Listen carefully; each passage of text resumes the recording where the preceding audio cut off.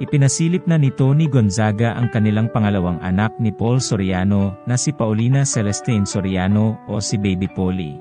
Sa kanyang Instagram account ay isang video compilation ng kanyang pregnancy journey ang ibinahagi niya upang formal na ipakilala sa publiko ang kanilang baby girl. December 5, 2022 nang unang mabalitaan ni Tony na nagdadalang tao na siya sa kanilang second baby ni Paul. Ipinakita rin sa video ang unang beses na nakita ni Sevi, panganay nilang anak, ang kanyang little sister.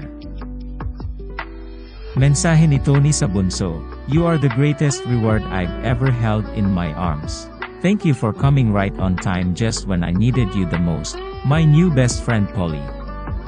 Inulan naman ng libo-libong reactions at congratulatory comments ang nasabing post.